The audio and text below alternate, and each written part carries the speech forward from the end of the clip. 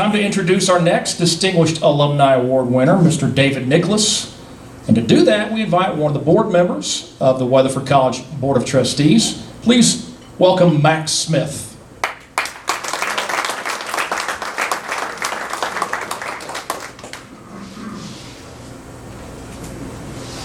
Jenny, you made some good remarks. It made me feel old. Far older than I am. 1869. And congratulations to you. Congratulations to you, Warren. And I appreciate being here today.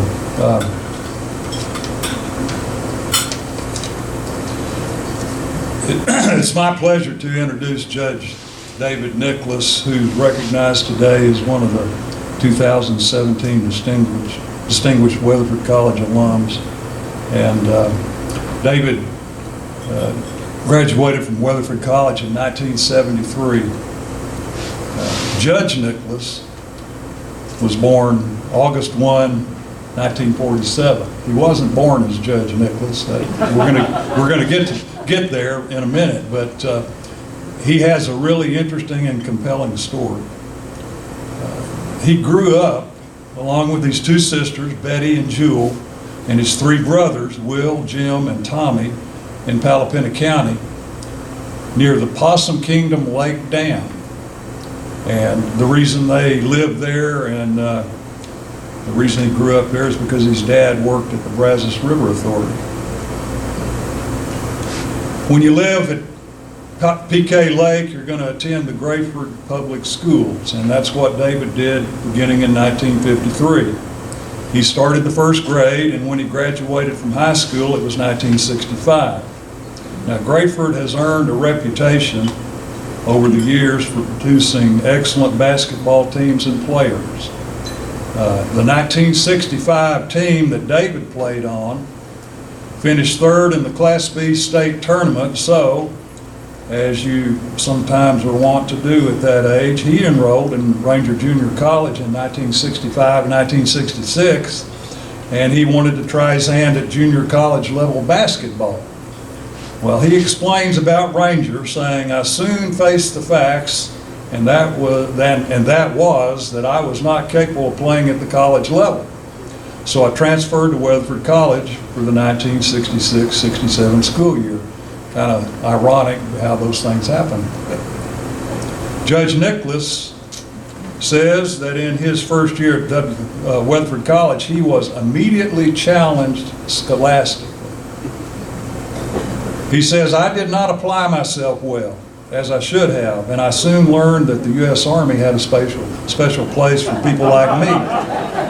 So he did what so many young men did in the Vietnam War years. He got married, which was lucky for him. He joined the U.S. Army and he shipped out to the Republic of Vietnam.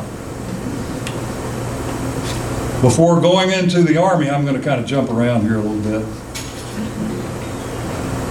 In what turned out to be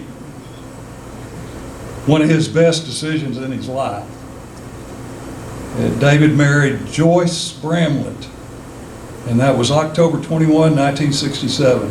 He had been fortunate enough to meet Joyce in 1963 when her family moved from Dallas to PK Lake. Joyce also attended Weatherford High School, and she graduated in 1967. Now, I'm speculating, I think this is true, but I think y'all are about to have your 50th, October 21.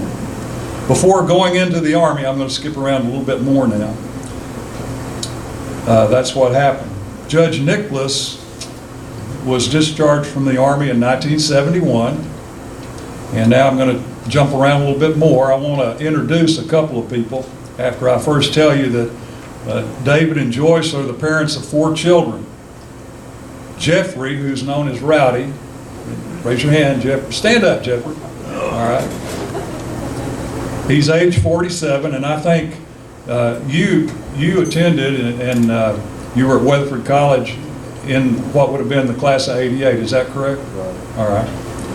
They had son David, born in 1971, who regrettably passed away in 1993. He was an Air Force Academy graduate in 1993. There's Rebecca. Stand up, Rebecca. They call her Becky. She was in the Weatherford College class of '96, and then later on graduated from UT Arlington in 1999. Sarah, who couldn't be with us today, is 38 years old. She graduated from the University of North Texas in 2001, I think. Now, we also have here Linda Hunsinger. Stand up, Linda. Who's Linda? Well, Linda is a very important person in Judge Nicklas's life. He's his court coordinator. She runs the show and keeps the judge on track there in Palapena. And it's so important. Now, David and Joyce have 5 grandchildren. Number 6 is now on the way. Is that correct? Yeah. I'm going to jump back now. After being discharged from the U.S. Army, David, Joyce, along with 2 boys, Jeffrey, Rowdy, and David, who were born, I wasn't clear, Judge, but it appears to me that David might not have been born while you were in the Army or right immediately after you were discharged. He was? Okay. 2 months old. 2 months old, okay. So anyway, they returned to Texas and after their discharge from the Army, and that's where the judge's education continued at Tarleton University. And I'm going to put this kind of delicately, after attending Tarleton a short time, the judge made a change and he re-entered Weatherford College in the fall of 1972. Nothing wrong with that. The classes at WC, and these are parroting his words, were smaller, he says, the instructors extremely willing to assist, and with his renewed determination to succeed, which can happen, David was able to complete the required coursework, graduating from Weatherford College in the spring of 1973. Now, the judge describes his Weatherford College experience by saying, Weatherford College, these are his words, was the perfect place for me, as well as countless others, to bridge the gap from high school to university level education. I felt that I was in closer contact with my instructors, had their undivided attention when I asked a question or had a comment, but the most important thing about my experiences at Weatherford College was that it provided me with success. Once I realized that I was capable of performing scholastically at the college level, I felt a renewed sense of purpose and carried that with me back to Tarleton. Following graduation from Weatherford College in 1973, I graduated from Tarleton in 1975. The judge explains further, I was much better prepared to meet the challenges presented to me in the classroom because of my Weatherford College experience. I went from not being able to complete the coursework in my first attempt at Tarleton to carrying a 3.2 GPA in my business classes when I attended Tarleton the second time. My success at Weatherford College gave me inspiration and determination to finish what I had begun, which I finally did in the spring of 1975. Congratulations. Beginning in 1971, these jump into another area of your life, Judge. David, by my count, worked 36 years for companies St. Regis Rock, Tennessee, Graham Magnetics, Rock 10, Phillips Electronics, TTI, Cantex. He ended up, his career was about a 40-year span there. In 2001, Judge Nicklas began a political career when he was elected county judge in Palapena County. That was quite a jump. He was re-elected 4 years later, just recently, and currently serves in his second term. Judge Nicklas gives credit to his parents, W.J. and Della Nicklas, for his persistence and attitude in obtaining his education. That persistence and attitude that he has resulted from a successful business career and now his career as an elected judge.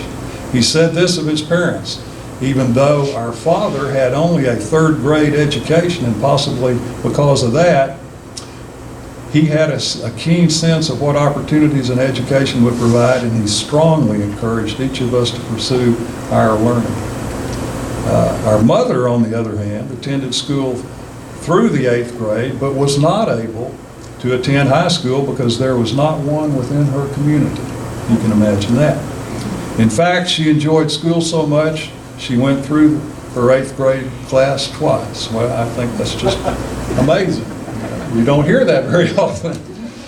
Judge Nicklas is a member of some really nice organizations, the Grand Masonic Lodge, Mineral Wells Masonic Lodge, Mineral Wells Eastern Star, First Baptist Church, Possum Kingdom Lake, the David M. Nicklas Organ Donor Awareness Foundation, and I'm going to let the judge speak to that. Judge Nicklas cites his work in the Palapinta Juvenile Offender Program, his continuing efforts to create an effective emergency medical services system for the Palapinta County residents. He's, as all good politicians, he is very interested in maintaining a reasonable tax rate in Palapinta County. These are all examples of his commitment to his constituents and his work as county judge. Come on up, Judge.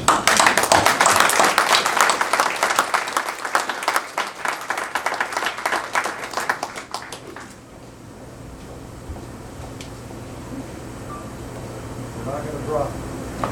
Congratulations. Thank you, sir.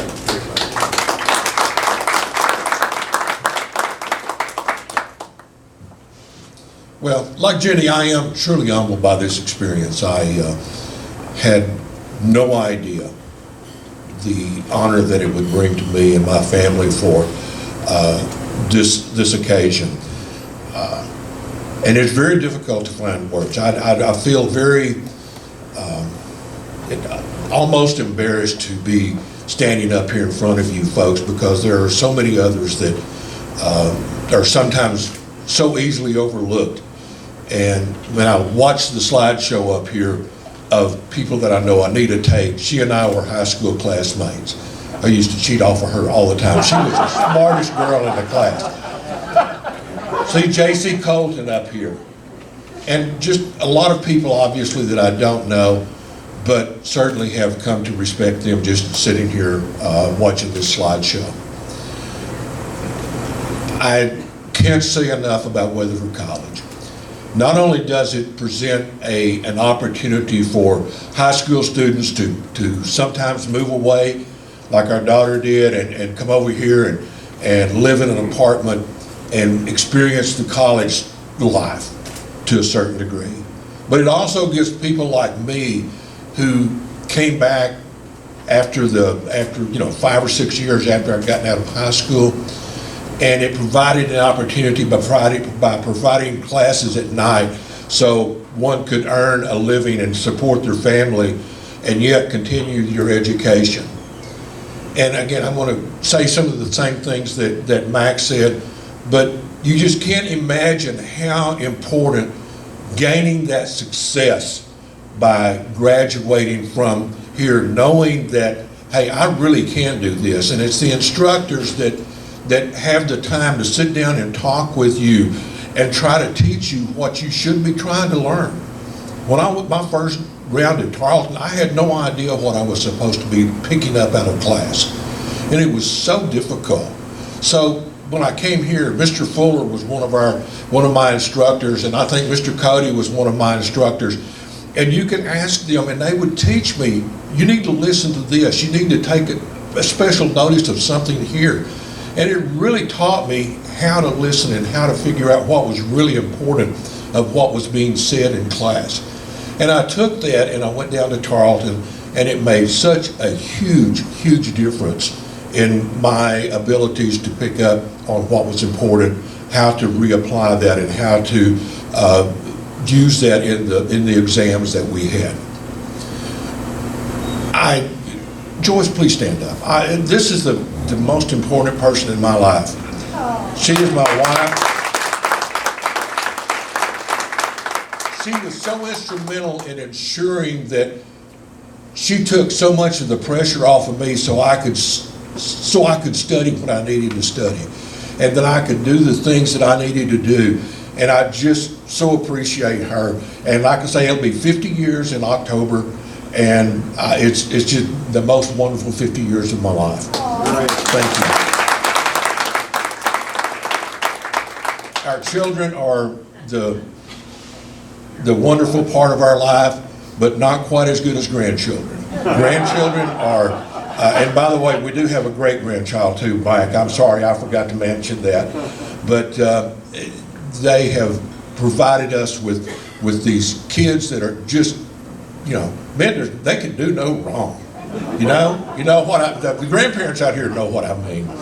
Things that we would have worn a belt out on our kids' rear ends are absolutely the funniest things in the world.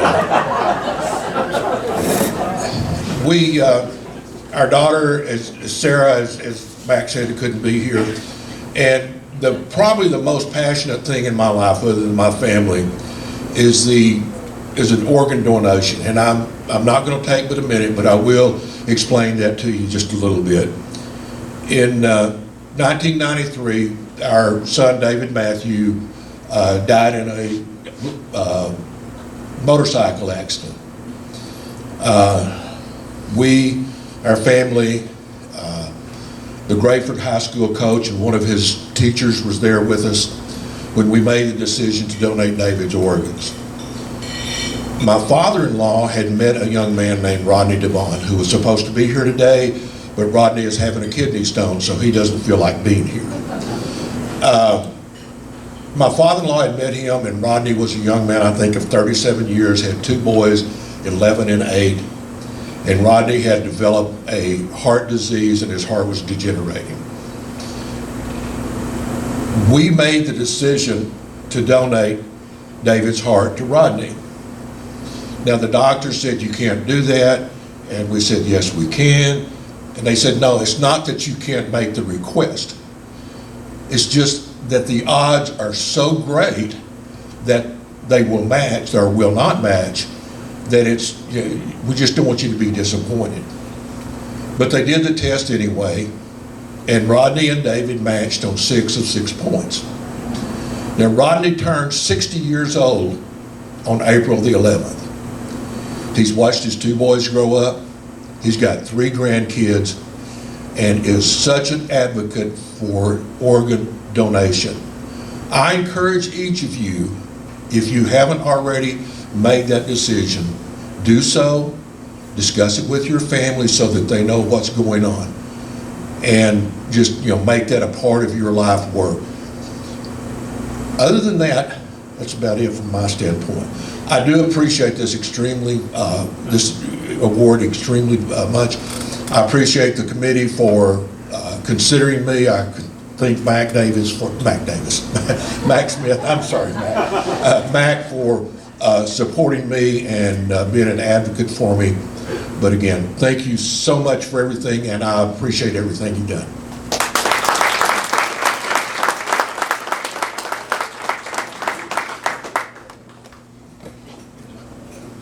Thank you, Judge. Congratulations. Thank you, Mac. And if Mac Davis is interested in coming, we'll have him here next year. Love to have him as well. By the way, stay tuned. Judge Nicklas and some others are working on a plan to take Weatherford College to the next level in Palo Pinto County.